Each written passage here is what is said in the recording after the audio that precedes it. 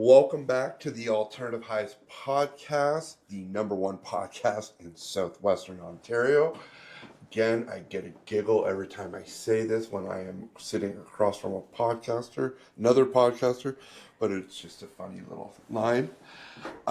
Quick little PSA, I did some analytical reviews last week, and only 15% of viewers are actually subscribed, so that 85% of you hit the damn subscribe button, please. Hit a like and a comment.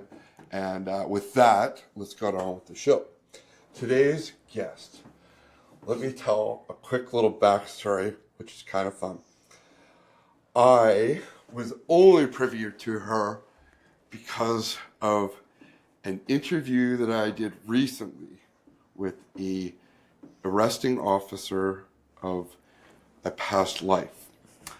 Now we've come full circle, and I became one of her followers on Instagram, and I just was loving what she was saying. I had mentioned to your husband, I was like, do you think she'd come on my pod? He's like, 100%. So we met up. This is, I was going to say it, Delynn? Yes. Delynn Miller. And you do... What would you describe your career path as right now? Oh my gosh. I like to think that what I'm doing in this moment, and I'm a huge advocate for whatever anybody thinks they're doing right now. There's your path and then there's the path. So don't be glued to anything. But in this very moment, raising human consciousness. And, some people would go like, what even is that? And it ultimately is getting people to tap into what they actually have access to. A lot of people don't understand how to use, they think, they're just their body and the circumstances that are happening out here. And they don't understand that they have a mind. They don't understand how to use their mind. They don't understand that there's, again, what they can see, hear, smell, taste, and touch. And then there's this whole other experience that they get to tap into. So they don't understand their potential. So they're kind of just settling and going through the motions in life and thinking that what is here is all that's ever going to be. And that's not true. So I like to let people know through lots of different platforms. I have a book, I have a podcast, we have obviously social media land, and I any way that I can help tap into people and even just get them thinking differently, getting them thinking for themselves, which is arguably the biggest epidemic we're in right now. We were talking about that the other day, right? When people think that they're thinking and they're not thinking. So how do you describe that in one word? I don't really know. That's all. I was trying to think of that. But before I move forward, I must go back. Yeah. How does one find themselves in this situation where you're at? Because I obviously know a little bit because of our conversation, but you haven't always been in this space. No. You were in the executive world for 20 years? Yeah. So your title, you ran the hospital pretty much. I was an executive at our hospital, and I was running the hospice that we opened. And so that honestly was the turning point for me. So I was almost the opposite of what I am now. I was very much living in, if I couldn't see, hear, smell, taste, and touch it, it didn't exist. If I wanted control over everything, and I literally just fought with myself constantly over control. And I mean, talk about alternative high. My high was going back to school and getting more letters behind my name. It was the next job promotion. It was what my bank account reflected. It was it was everything outside of me. It was the perception. I was that stereotypical, if I could make my Instagram reel look kick-ass, as long as it looked really good, then no one needed to know that I was actually a bit of a hot mess. No one needed to even know about that. So my high came from perception and making sure that the perception was a certain way. And I was constantly chasing and going after the next thing. And then in 2015, I found myself on paper, I had everything that I had planned for, right? I had the 6-figure government job, I had the title, I had the man, I had the kids, I had the house and a partridge in a pear tree. I had it all on paper, but I was so dissatisfied with my life. I was burnt out. I was, and I had 2 little girls at the time. So 2015, they would have been 1 and 3. And I was opening a hospice. So I was literally planning people's end of life. Okay. In the exact same year, my mom has a double lung transplant. Wild. My oldest daughter is diagnosed with type 1 diabetes. And I call it kind of like the shitstorm of 2015. And everything just really came to a head. Yep. But I needed that to happen because it really was that smack in the face to go, why are you here? Is that what's the point? Get to the perspective of, because I'm sitting there the whole time you're talking, I'm like, yeah. How do you recognize that?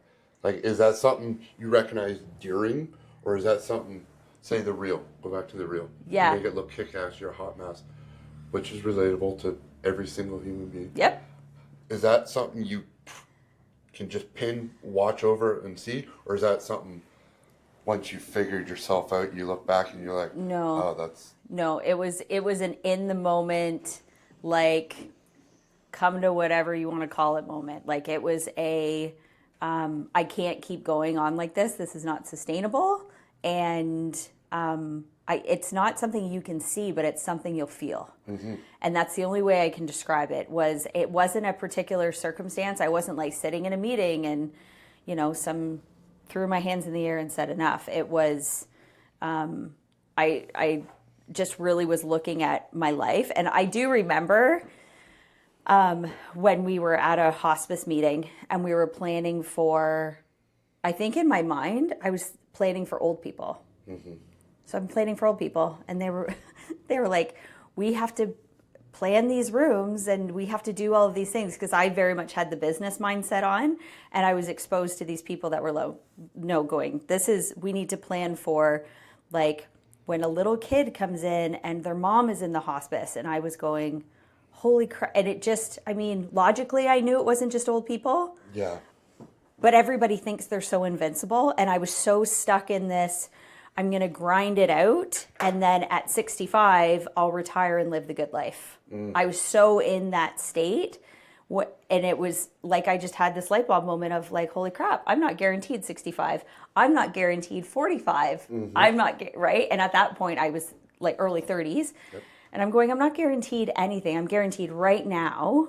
Who am I? So that was my first question. Who actually is Delynn? Because she's not her title. She's not even this new title of mom that she wears, or wife, or daughter, or whatever. Who is she?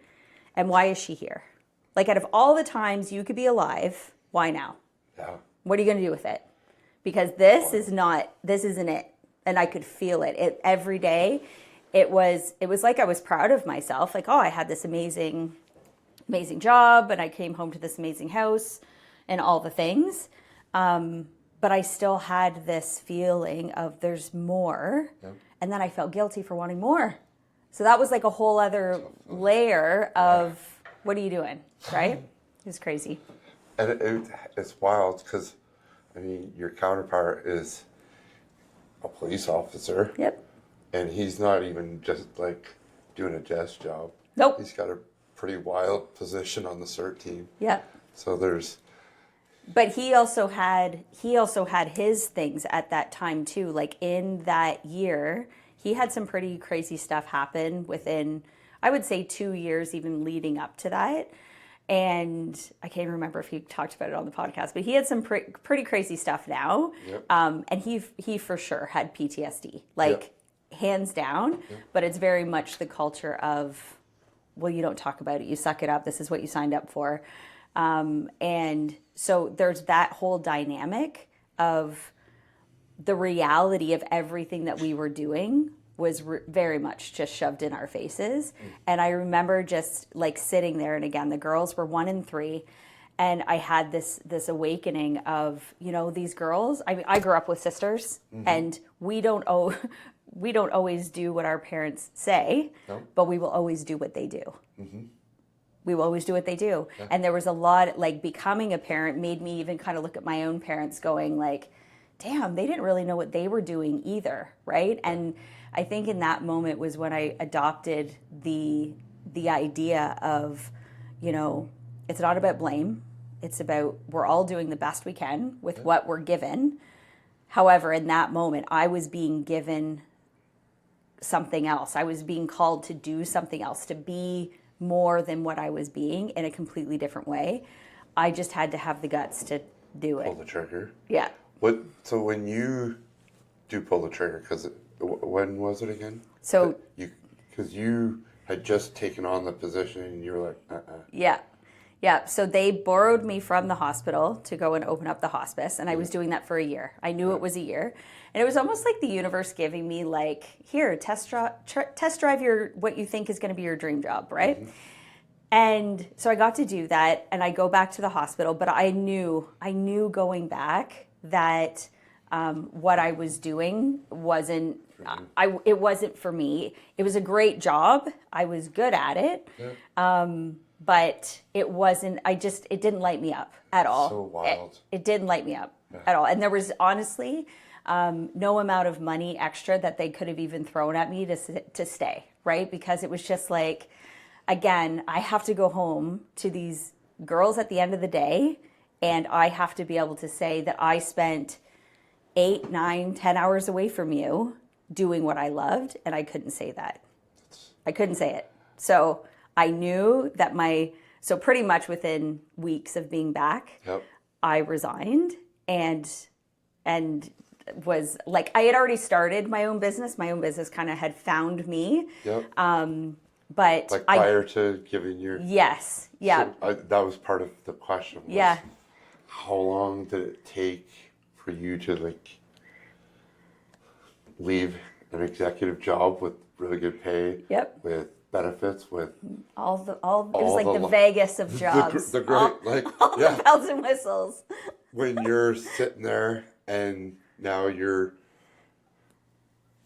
walking this line. Yeah. How long did it take before you were like, oh, I'll be all right? Or did it happen right away? No. Or was it like, no. Did it take a few customers or clients? Yeah. So I started, I was realizing when I was pregnant with my first daughter, so that would have been in 2012, that I was starting to pay attention to what I was consuming. Like, not just physically. Like, I mean, I'm a child of the 80s. I was raised on penicillin and Pine Sol, right? So, like, that's just all I knew, right? But I started paying attention to, I'm kind of surrounding myself with chemicals, and how can I start to clean up here? And obviously when I was pregnant, I was paying attention to what I was eating and realizing all the crap that was in our water. And it just kind of, I'm a research geek, so it just brought me down this rabbit hole. And I literally spent my pregnancy cleaning up all areas of our house. So that kind of started the journey. And I realized during that time that I wasn't necessarily in alignment with how we do healthcare. And I worked in healthcare. So here I am climbing the corporate healthcare ladder, realizing that I'm not really in agreement with all the ways that we're doing all the things. But it was one of those, okay, just like shut up, stay in your own lane, do what you got to do within your house. Okay. So I did that. But then I realized, because I had read about how our babies feel our emotions.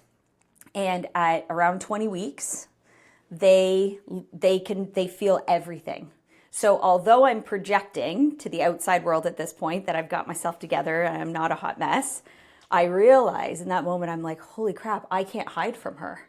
I can't hide from her. She knows she's feeling every frequency, every thought that I have, every doubt, every fear, everything she's feeling it. And epigenetically is taking it all in.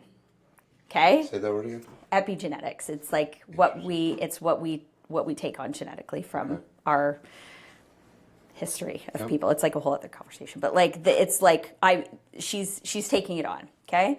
So I have this moment where I realize hide from her. I can't, like, all of this that I'm projecting doesn't really matter, because what matters is I'm about to bring another human into this world, and I can't hide what's going on in me right now. So I started really paying attention to my thoughts.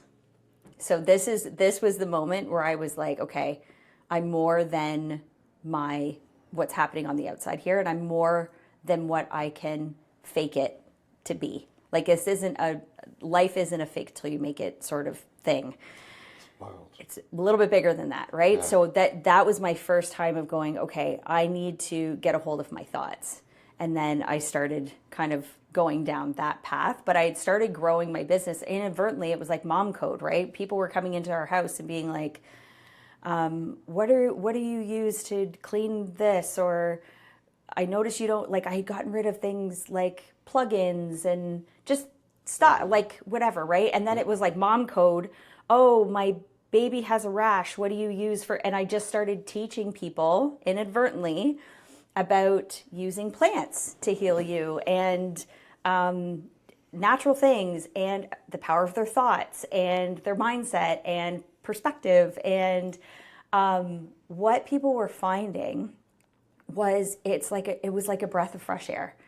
That's how people described it. And I'm very much a what you see is what you get kind of person now. Yep. I don't hold back. And again, people were like, that's really refreshing. Yeah. But it was purely just because I'm like, I don't have it in me anymore to fake it. I'm not interested in that. And I'm not interested in putting it one thing but it's really the other.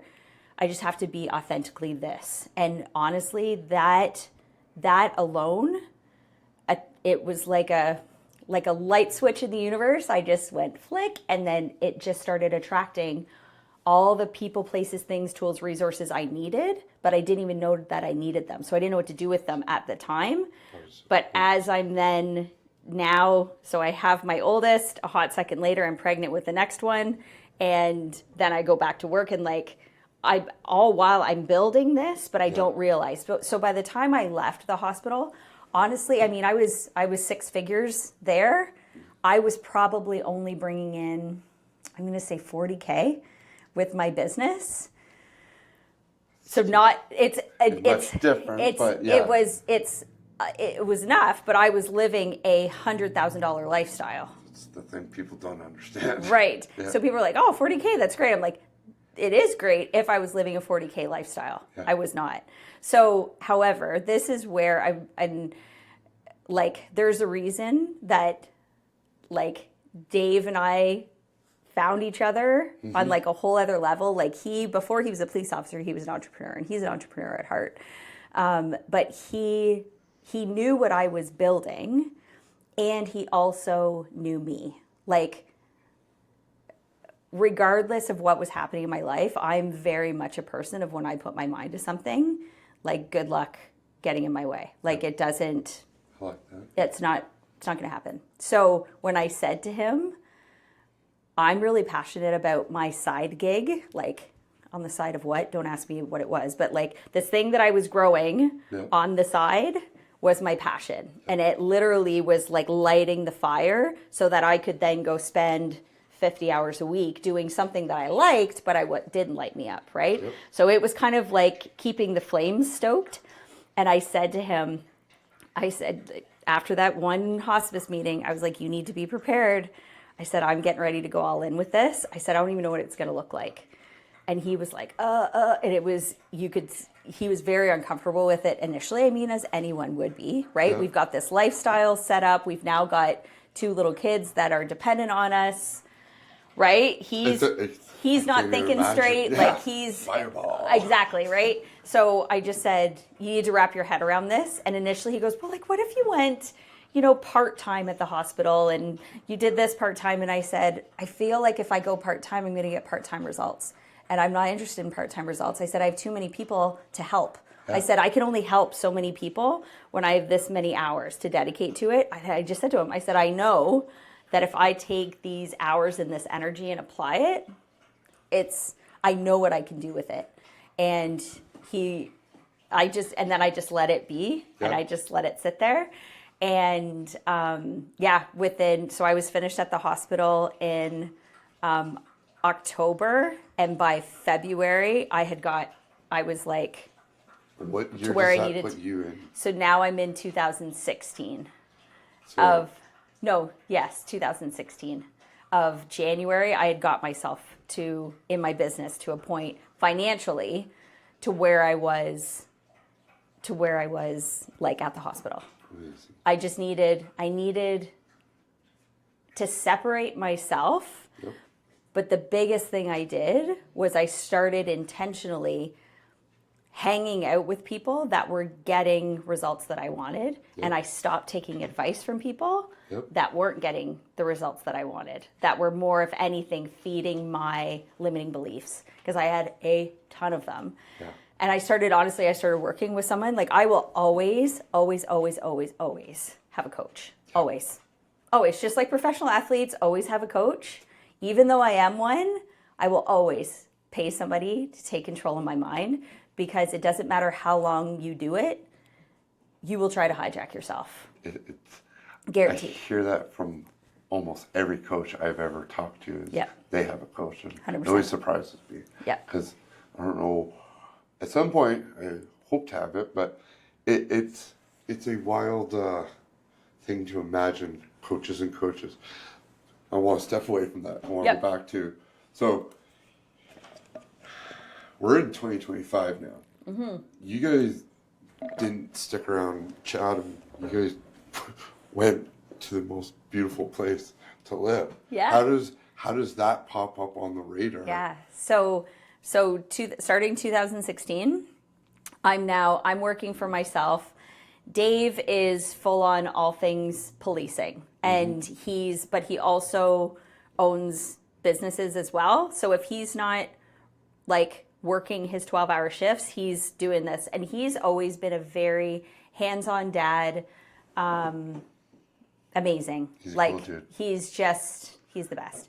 So, and he's always been very present. But there were always times too where, I've always liked to like insert adventure into our lives, and I try to do it when he was, not working, but he was always into something, right? Yep. And which was fine. Like, I'm very pro. Like, he's always played sports and done. I'm like, go have your time. Yep. And but then when 2019, we had planned a trip. It was the girls' first trip to Disney. And he had worked his shifts so that, because obviously at this point I'm completely portable. I would say 2019, 60% of my business was online, but I still love to do a lot of, retreats and in-person events. And 2019, he swings it. So he has a month off, and we go to Florida. And we literally are in Florida. Actually, no, it would have been 2020. So February of 2020, we're there in Florida. Happiest place on earth. All these people, no mention of COVID. Like, I didn't even hear the word. Within a week of coming back, it's like lockdown, right? Wild. It was crazy. And for him, he's obviously policing business as usual, right? Yeah. He's doing his thing. And I literally said to him, I said, I don't know what's going on out there, but the one thing I'm going to do is I'm going to quarantine my mind. I'm quarantining my mind. We're not watching the news. I'm not, like, at this point, the girls are grade 1 and grade 3. And I'm like, I'm keeping the kids home, not even interested in them going, because again, I wasn't in alignment with how the school system either. I really clashed with man-made systems, but I was just like, nope, not interested. So I brought them home. Yep. Homeschooled them ultimately, as much as you homeschool, I guess, in grade 1 and grade 3. Yep. And we stayed in our own bubble. That's what Dave called it. He goes, okay, you stay in your bubble. I'm going to go unleash myself to what's actually happening out there, which is a bit of a mess. And I said, okay, you do that. And when you come back, we'll be ready for you to come into the bubble. It'll be great. And by 2022, like early 2022, he was like, okay, like, I know you've been living in your bubble, and you and the girls and I are thriving. We're honestly doing our things. My business was Catapulted it was yes. COVID? It was yes. Amazing. It went well. Again, our businesses are a reflection of us. Yep.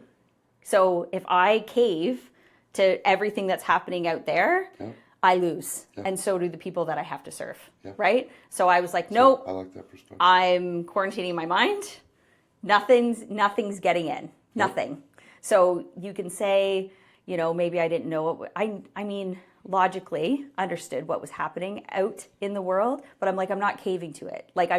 And still to this day, 5 years later, I'm like, no one is going to tell me where to live, who I hang out with, how much money I make. Yeah. I do. I decide all of these circumstances, right? And I've lived by the quote, circumstances don't make the man, they reveal him. Okay. And so during this time, this is where you really can see what you're really made of. So I got right in there, and then he came home one day, and I think maybe he was on his days off, and it was just, cold, gray, Southern Ontario, right? We're just hanging out, and he goes, oh my gosh, I could use some heat. We haven't traveled for a couple of years. And we're like, he goes, we should just literally sell everything and move to an island. And I'm like, we should. And then and we were both like, ha ha ha, that would be so, great, whatever.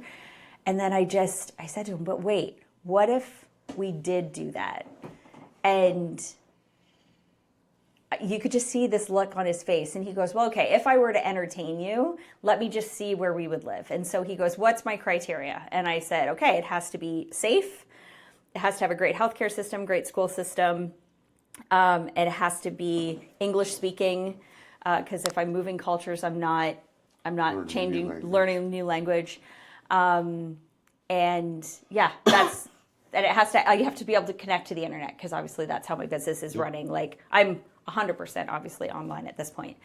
And he goes, okay, and it was literally a divine intervention, because he had all the pop-ups turned off of his computer, and he created his little chart with all of my criteria, and he goes, went to start with A, and Barbados, a pop-up for Barbados popped up, and it said, Barbados welcome stamp, work from the beach.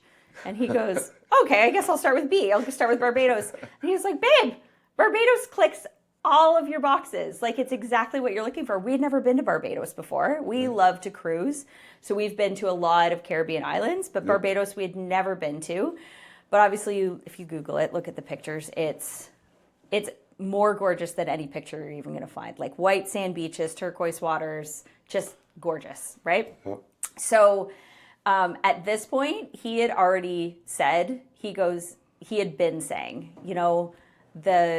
the work that I really think needs to be done in, specifically at that point, he was working in human trafficking, and he goes, the work that needs to be done, he goes, I can't do in this box that we've kind of set up around it. So he goes, I'm getting ready to be done. He's like, he goes, I don't even know what I'm going to do with it yet. But at this point, and this is like a tip for everybody, the people you are hanging out with, as long as you're working on you, we get so obsessed with pouring into everybody else. Yeah. We're told it's selfish to focus on ourselves, but this is a prime example of, I just kept pouring into me and staying in my own lane, and he naturally was just like steeping in my tea. Yeah. He was just like steeping away, watching me do my thing, not letting these outside circumstances dictate anything. We're thriving, and he was like, I want to thrive too. And he knew he wasn't. So he finally admitted to himself. He goes, you know what? I think I'm done with policing. And I said, okay. And then I was like, holy crap, we're portable. Like, We literally It could is live wild. anywhere. And that's when he was like, well, what if we move to Barbados? And I was like, what if we moved to Barbados? And we only entertained, like, of course, at this point, I mean, hindsight, you can always go, oh, it wasn't just that easy.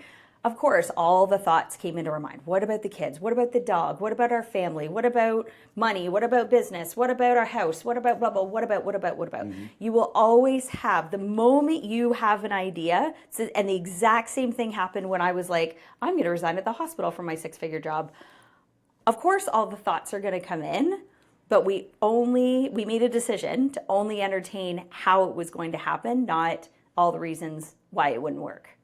So, and because I'd already done it before, I'm like, ooh, I know this feeling. And if the feeling sucks, like, I'm not going to sugarcoat it. Yeah. It's not a comfortable feeling. It's very uncomfortable. It's also uncomfortable. Yes, it's right there between laugh, cry, throw up. Like, what do I want to do first? It's right there. So we I'm like, we're only going to entertain how we're going to make it happen. And just purely through that, within 10 days, we had our household, we had our house there, we had the kids in school, we had our flights ready for the dog and us and everything. And then as glamorous and as nice as it sounds, there were also people that were like, you're crazy, I can't believe you're right. So wild how quickly you were able to make it happen. Like, Yes. I remember when you told me that at the coffee, I giggled then, I giggle now because you really do make shit happen. Yeah. Like, well, and anybody can, but we're too busy that thinking uncomfortable about. Feeling that you said. Nobody wants it. No. Everybody's like, this feeling is garbage. I'm going back to my comfort zone. Safe. It's nice and safe. And this is the thing, for most people, it's not even safe. They actually hate it. Their comfort zone, they're like, I don't make the money I want to make. I hate my job. I'm not happy in my relationships. I'm unhealthy. I'm blah, blah, blah, blah, blah, blah, blah. But this is it, particularly within North America, we've normalized all of that. Mm-hmm. And then what happens is we start hanging out with people that have also normalized it, right? Okay. So it's just like, oh, she hates her relationship, so it's okay that mine sucks too. Oh, they hate their job, so it's okay that I hate mine too. Oh, they don't make any money. Okay, it's okay that I don't make any money too. And we've normalized it. Yeah. So this is where, when I said I started hanging out with people that wouldn't normalize it. If anything, they were getting like results that I was going, oh my gosh, how does this even happen? Yep. And I spent time just watching them, but realizing that I'm working with the exact same stuff that they are. Like, I'm not telling anybody this to impress anybody, but to impress upon them that they could do the exact same thing. You just have to move past that crappy feeling of fear and that voice in your head telling you you're not good enough, you're not smart enough, your past is dictating, the trauma you've had, the blah, blah, blah, blah, blah it doesn't dictate. It tells part of the story that you needed to build some like skills and a certain mindset and everything, but it doesn't dictate what your potential is. It doesn't dictate what you're capable of, right? And, even in 2025, I was just saying to Dave the other day, I'm like, the energy right now feels very 2020. Like you go, like I'm fasting right now from social media. Yep. I'm taking a break because I'm like, if I get on there, I might go live and then I get the hell out of there because I'm like, I'm not interested in, I'm literally quarantining my mind again. Yeah. I'm like, I'm not interested because they're trying to dictate how I'm going to live my life, and that's just not going to happen because that's not how I do things, right? So, and it's like, how can you collect evidence that everything's actually going to work out for you versus the opposite? Mm-hmm. Like, if everybody actually looked at their life, and I mean, I'm someone, like, I grew up in poverty and, had divorced parents, substance abuse, like all the things, like all the circumstances. Mm-hmm. And it's like, at some point you just go, I'm not that circumstance. I get to create whatever life that I want. Whatever life that I want. It doesn't matter. It doesn't dictate any of it. I love that. None of it. Yeah. So now you still live in Barbados, mm-hmm. correct? Mm-hmm. And you've been just home What's future plans for your business? Oh man. Do you spread it out more? What are you gonna do? Honestly, like the sky's not even the limit. There is no limit. It's so divinely guided now, and I lean more into how can I use my mind and my higher self to create whatever I feel drawn to. But if the moment something doesn't feel good, it's gone. Okay. Like this, I know about myself now. Like I don't like teeter around, because I was such a people pleaser before, right? Yeah. Which is such a habit to break. Like, It's very hard. oh my gosh. So I would keep people around longer than really they needed to be. Or I would keep systems around longer than they needed to be, or I would keep something around because it was nostalgic or it was whatever. And I don't do that anymore. I'm like, the moment it doesn't feel good, it's like I'm not judging it or you. I don't hate it or you. I like literally bless and release. I'm like, okay, go.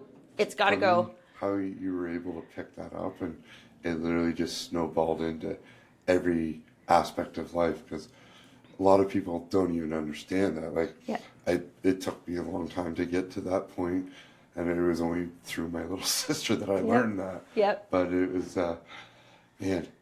So, how? I don't even know where I was going with this next question. I just lost my whole train of thought. How long have you been doing your podcast? So we just turned it into a podcast. I'm going to say 3 months ago. How long have I been going live and talking to people about real things? My entire business. Really? My entire business. They just looked like Facebook lives or Instagram lives or YouTube or that's what they looked like, right? So formalizing the podcast, only a few months. But you can, if you are in my Facebook group, that group has existed since 2012 when I was literally just teaching people. I don't even know how big that group is. To say, when you start building these little, it's always so crazy to me how many people you can bring in. Like, my alternative highs, it always surprises me. I'm like, honestly, it's one of those, and I don't get stuck on like the number. I'd rather serve 2 people like the way that are really engaged. I like, get what you're saying. I think a lot of people can have a lot of followers, but there's no engagement, right? So I'm going to say a few thousand are in there, but they're engaged. Versus like 30,000 and it's crickets, right? Or nobody's paying attention or whatever, right? But you could go back and watch videos literally from 2012 on there, and I keep them posted because somebody had said to me, "Why don't you redo this video or whatever?" Like, because you can tell that I'm so nervous. Yeah. And that's the growth. And I'm like, no, I keep it there. And every once in a while, someone will go back and watch it and tag somebody in it to like watch it for the content. Awesome. And I am like, I keep 10-year-old again. I just literally keep it up just because I like it's easy to say, oh, look at me, this is where I am, and look at this confidence that I have and all this, but it's just like you have to grow into it. And I always say to people that say, oh, I want to have a podcast, or I want to speak on big stages, or I want to whatever, and it's just like, okay, you can watch the people that inspire you and you can take pieces of their self-image and work it into your own, but don't compare your step 1 to somebody else's step 20.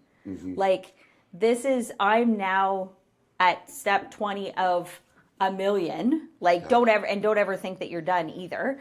But I like to watch me at step 1, because the step 1 version of me, she was scared. She had no idea what she was going to create. Oh my gosh, Dustin. So I watched it just popped up in my Facebook memories last week, and it was a video I did 5 years ago.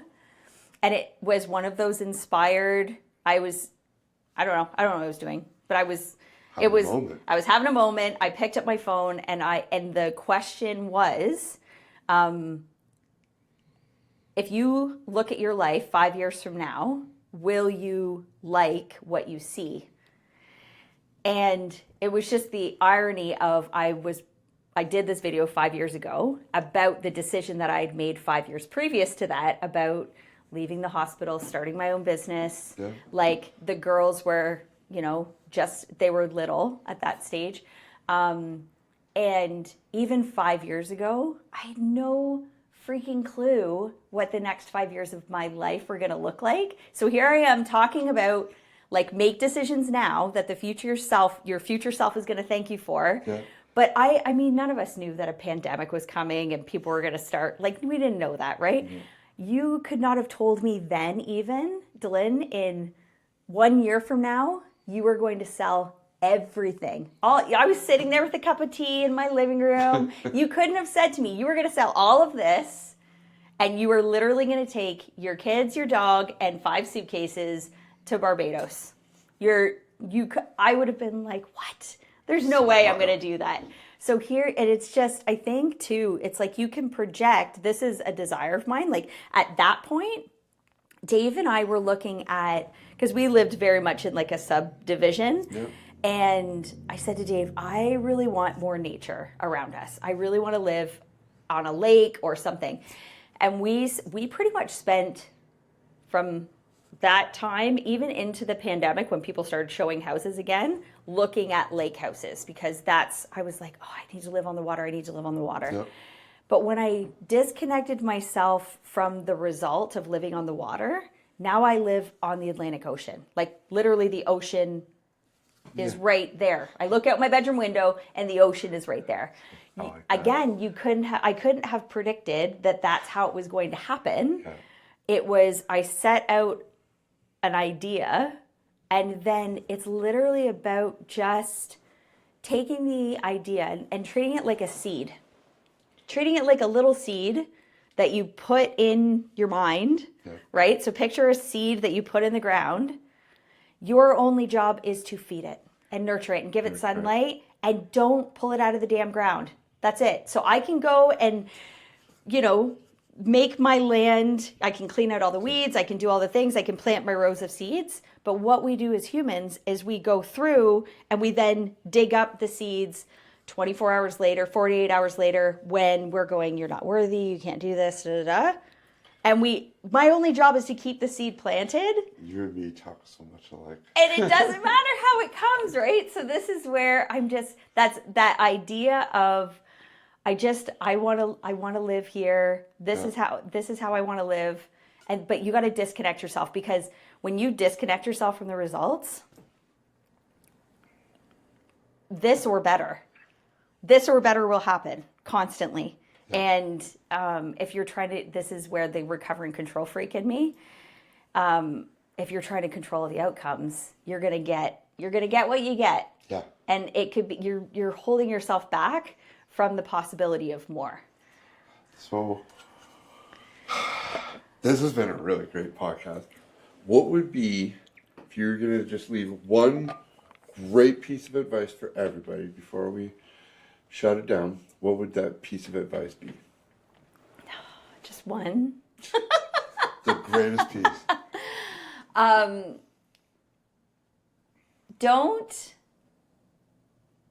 As long as you don't second guess yourself. Like, as long as you know or even have the slightest idea of something that you want, assume that it's yours. Assume that it's yours. Whatever that is. And nothing's big or small, right or wrong, good or bad. Yeah. It doesn't matter what that thing is. Every experience these are just some of the experiences. I literally have hundreds of these types of stories that are either mine or people that I've worked with, where they literally applied that one principle of, again, if something doesn't, and I'm sorry, I got to fit in too. If something doesn't bring you joy, it's got to go. Yeah. It's got to go. It doesn't matter how long. We can go with the second one too. You've been in the relationship or in the job or in the whatever. If it doesn't bring you joy, it's got to go because it's messing with your frequency. So assume your idea is yours And if it doesn't bring you joy, it's got to go. I love that. I don't even ever put somebody on the spot like that. I would give you a heads up, but you handled that very well. I appreciate you so much for today. Thank you for making the time for me. This has been great. Yes, thank you. I will see you on Friday for your podcast. Tea with D. Yeah. Tea with D. I'll have a tea in front of you. Awesome. Great.